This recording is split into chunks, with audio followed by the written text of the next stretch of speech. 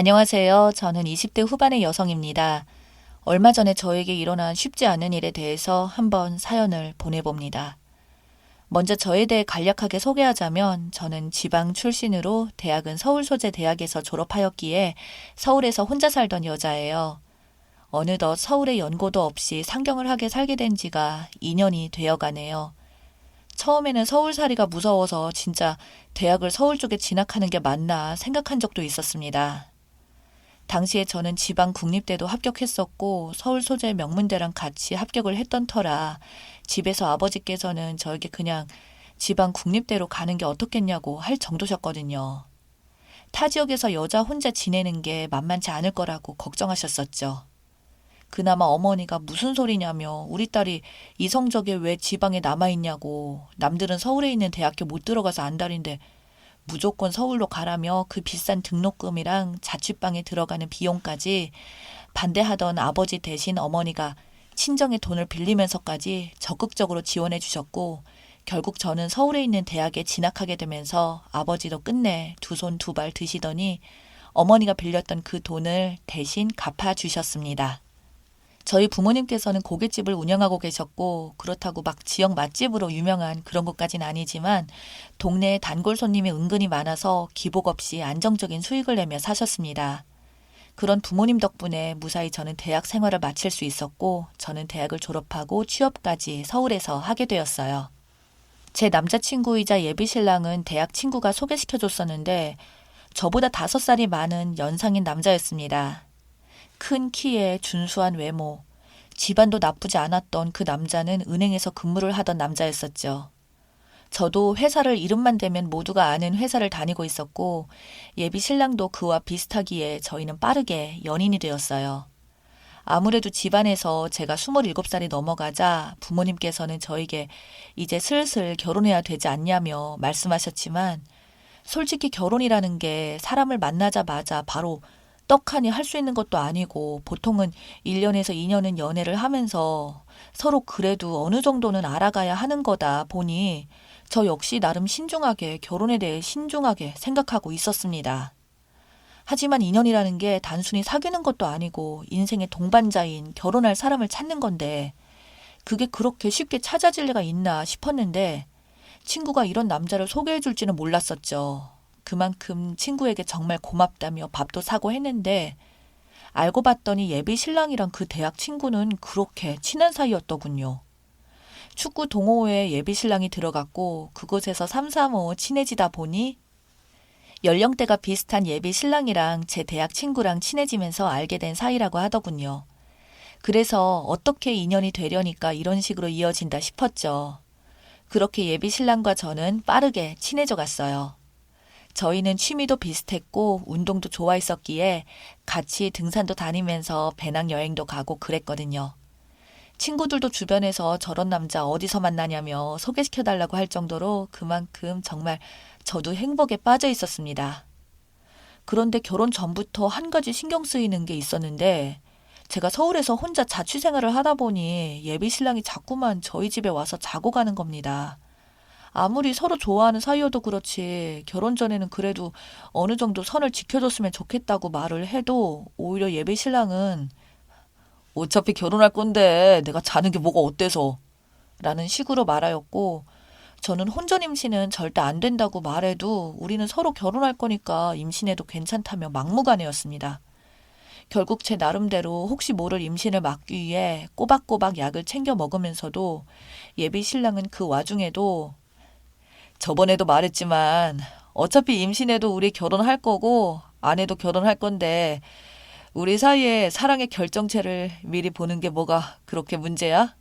라는 식으로 오히려 저에게 서운하다고 하는데 저는 솔직히 사랑해서 결혼하고 싶지 애가 생겨서 속도 위반으로 쫓기듯이 결혼하고 싶은 마음은 없었거든요. 그리고 제가 만약 임신을 하게 되면 직장 생활에 더 큰 타격이 가게 되기 때문에 아무런 준비가 없는 상태에서 임신하는 게 싫다고 몇 번이나 말을 해도 예비 신랑은 알겠다 하겠다 하면서 조심하다가도 며칠 안 가서 조심성 없는 행동들을 똑같이 했어요. 그러면서 매번 결혼하자고 노래를 불러대서 결국 저도 마음이 움직이기 시작했고 계속 예비 신랑과 집 가는 문제로 싸우는 것도 지치고 끝내 저도 결혼하자라는 쪽으로 마음이 기울게 되면서 상견례를 하게 되었습니다. 다행히 시부모님은 제가 너무 참하고 이쁘다며 좋은 말만 해주셨고 저희 부모님도 예비 신랑이 듬직하고 잘생겼다며 칭찬해 주시더군요. 그렇게 양가 인사를 드리고 상견례도 별탈 없이 했고 그때부터 결혼식 준비에 들어갔습니다. 식장도 예약하고 신혼여행과 예물도 준비하고 정말 결혼식 하는 거 주변에서 볼 때마다 가서 보이는 것과는 달리 왜 이렇게 하는 게 많고 힘든 건지 진짜 이제 내가 정말 결혼을 하긴 하는구나 싶었습니다. 그때부터 진짜 예비 신랑이 제가 살고 있는 집에서 아주 대놓고 살다시피 했고 시부모님도 이제는 같이 사는 걸 별말 안 하는 눈치였어요. 저 역시 어느 순간부터 그래, 이 남자랑 이제 결혼하는 건 맞으니까 라고 생각하고 같이 대놓고 사는 것을 인정했던 것 같습니다. 그때부터 양가 허락하에 동거가 된 거니까 거의 신혼부부처럼 살았었네요. 시부모님도 아주 저를 불러서 먹을 것도 주시고 진짜 며느리가 된 것처럼 이것저것 챙겨주시기도 하며 선물도 많이 주셨습니다. 그렇게 점점 결혼식이 다가와 어느덧 결혼식 하루 전날이 되었어요. 친정 부모님들은 다음날 지방에서 올라오기 위해 버스를 타고 오신다고 말씀하셨고 결혼식장인 시댁과 가까워서 남편과 시댁에서 하룻밤을 자고 새벽까지 출발하려고 했거든요. 그렇게 시댁에 들어가자 아무리 저희가 둘이 같이 사는 건 알아도 시부모 앞에서 결혼 전인데 같이 자는 건 좀 그러니까 방을 따로따로 주시더라고요. 저는 손님 방에서 자라고 하며 그 방에서 들어가서 자려고 누웠는데 진짜 다음날 결혼식 때문인지 떨려서 잠이 하나도 오지 않아서 이리저리 뒤척이다가 우연하게도 방 안에 있는 책장에 꼽혀있는 앨범들이 보였습니다. 저는 예비 신랑이 어릴 적 사진인 건가? 아니면 예비 시부모님이 젊을 적 모습이 담긴 사진인가 싶어서 단순 호기심에 열었는데 저는 앨범들 속의 사진들을 둘러보다가 그중 한 장의 사진을 보고는 큰 충격을 먹고 그 자리에서 그만 얼어붙고 말았습니다. 저에게 크나큰 충격을 주게 된 사진 한 장에는 딱 봐도 앳돼 보이는 예비 신랑이 웬 여자와 아이를 안고서 찍은 사진이 있더라고요. 사진 뒷면에는 사랑하는 우리 딸 지연이와 함께라고 적혀 있었습니다.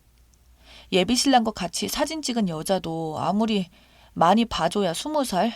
고등학생처럼 앳되고 어려 보였고요. 저는 순간 머릿속에서 번개 맞은 듯이 갑자기 그때부터 미친 듯이 앨범들을 뒤지기 시작하니 아무리 봐도 예비 신랑은 결혼한 여자와 아이가 있는 게 확실한 걸로 보였습니다. 문제는 한 번도 이런 이야기를 예비 신랑에게 들어본 적이 없었어요. 마침 시간을 보니 5시간 뒤에 저는 결혼식을 준비해야 되고요. 또 제가 머무르는 곳이 예비 시댁이다 보니 당황스럽더군요. 결국 뜬 눈으로 밤을 새우다가 몰래 빠져나와 도망을 쳤습니다. 제가 나가는 문소리를 들었는지 전화가 오더군요. 전화를 받을 자신도 없었고 집으로 가면 쫓아올까 봐 겁이 나서 무작정 택시를 타고 바로 친정집으로 전화를 걸었습니다. 그리고 이 상황에 대해서 자초지종을 말씀드리자 집에서는 아주 발칵 뒤집히고 난리가 났었죠. 지방에서 고속버스 대절까지 해서 사람들과 새벽같이 나와서 타고 가기로 했는데 그래도 아버지는 한편으로는 결혼 전에 알아서 정말 다행이라며 일단 부모님이 여기 수습하는 대로 바로 올라가겠다고 말씀해 주시더군요. 그러면서 아버지는 그날 새벽부터 사람들이 고속버스 타러 모이는 곳에 오지 말라며 문자도 돌렸지만 그럼에도 불구하고 문자를 못 보시고 찾아온 사람들께 일일이 사과를 하며 버스 대절비까지 싹 다 날리셨습니다. 당연한 것이지만 그날 결혼식 비용이고 뭐고 전부 다 날렸어요. 신혼여행 가는 비행기도 숙소도 모든 일정 자체가 그냥 다 박살이 났죠. 예비 신랑에게는 내가 본 사진들을 휴대폰을 전송하며 이걸 보고 내가 너랑 결혼하길 바랬다면 너랑 니네 가족들은 모두 악랄한 사기꾼이야. 진짜 소름이 돋는다. 했더니 자기 사정을 설명할 수 있다며 일단 결혼식부터 하자고 계속 연락이 왔습니다. 예비 시모도 연락이 와서는 이런 걸 어떡하냐고 사람들 앞에서 자기들 망신당하게 생겼다며 일단 결혼식부터 올리고 이야기하자는데 진짜 미친 것 같아서 그날 하루 엄마를 만나자마자 휴대폰 꺼버리자 저희 엄마한테 전화가 와선 당신들 때문에 결혼식 망쳤으니 이 모든 망신과 손해난 거 손해배상 청구하겠다고 말하더군요. 와, 진짜 적반하장도 유분수지 제가 잘못 들은 줄 알았습니다. 정신병자들도 아니고 어떻게 저렇게 뻔뻔하고 당당한지. 끝내 저희 어머니도 화가 치밀어 올라서 당신들만 손해보고 망신당한 줄 아냐고 두고 보라고 절대 그냥 못 넘어간다고 했었죠. 결국 그날 그렇게 저는 파혼하게 되었고 그 와중에 황당한 건 예비 신랑놈은 돈이 아깝다며 자기 혼자 신혼여행지로 갔어요. 정말 기가 막히더군요. 저희 부모님도 그놈이 올 때까지 기다리다가 마냥 가게 문 닫고 있을 순 없어서 다시 지방으로 내려갔다가 그놈이 돌아오는 날 다시 올라오셔서 그놈이랑 그놈 부모랑 단판을 지으러 만났습니다. 만나자마자 저는 이 사진이 도대체 뭐냐고 해명하라고 하자 예비 신랑 측 부모들은 약간 주춤하더니 말하는 소리가 아주 가관이었죠. 사실 자기 아들이 철없던 어릴 때 사고를 치게 된 거라고. 아들이 학창시절에 사귀던 여자친구가 있었는데 임신을 해서 그 여자아이가 말없이 몰래 낳은 거라고. 그 뒤 어쩔 수 없이 세 명이서 잠시나마 자기들 집에서 함께 지낸 적이 있었는데 도저히 이건 안 맞아서 여자랑 아이는 나간 거고 그 뒤로는 자기들이 양육비만 주고 있다네요. 그러면서 한다는 소리가 때로는 세상을 살다 보면 모르는 게 약이라고. 진짜 모른 상태로 그냥 결혼했으면 우리 아들과 참 행복하게 살았을 거 아니냐는 말에 진짜 기가 막혔습니다. 나중에 그럼 그 아이가 찾아오면 어쩌려고 그러시냐고 지금 장난하냐니까 옆에 있던 예비 신랑놈이 나서더니 절대 그럴 일 없다고 딱 잘라 말을 하는데 제가 그래서 말했습니다. 이보세요. 입장 바꿔서 한번 생각해 보세요. 내가 만약 고등학교 때 애 한 명 출산해놓고 말 안 하고 있다가 너랑 결혼하려 했으면 어쩔 거예요? 하니까 자기는 충분히 이해했을 거라며 말하는데 진짜 마음 같아서는 뺨이라도 한 대 갈기고 싶더군요. 이해하긴 뭘 이해해. 너 같은 건 인간 쓰레기야. 라고 소리치고 난리치자 예비 신랑은 아, 됐고 그럼 파혼한 마당에 손해배상이나 해. 라고 하더군요. 마침 제 옆에 계시던 저희 아버지가 이런 인간 같지도 않은 놈이랑은 더 이상 말 섞는 것 자체가 체면 떨어진다. 라며 저를 데리고 나왔고 그 뒤로 변호사를 구해서 소송에 들어갔습니다. 그렇게 소송이 진행되자 당연히 모든 잘못은 예비 신랑에게 있는 것으로 나왔고 그리하여 역으로 손해배상뿐만 아니라 위자료까지 예비 신랑 쪽에서 줘야 하는 상황이 돼버렸습니다. 그렇다 보니 예비 신랑 쪽에서 저희 쪽으로 연락이 와서 말하는 게 자기들이 이번에 결혼식 준비한다고 많은 돈을 날렸다며 신혼집까지도 빚내서 들어갔는데 집도 붕 뜨고 어마어마한 돈들이 깨졌다고 위약금까지 어떻게 주냐며 난리를 치더군요. 그래서 저는 모르겠고 사기치다 걸리면 인생 한 방에 가는 거 왜 모르냐고 저는 그냥 법대로만 할 거라고 말하고는 끊어버렸네요. 지금은 그 일도 마무리가 다 되었고 새롭게 만나는 남자도 있지만 이게 트라우마인지 그때부터 의심병이 생겨서 지금 만나고 있는 이 남자도 혹시 말 못할 과거가 있진 않겠지라고 생각을 하게 되네요. 그리고 반대로 제 파혼 경력에 대한 이야기를 해야 되는지 어떻게 해야 할지 고민이 많아요.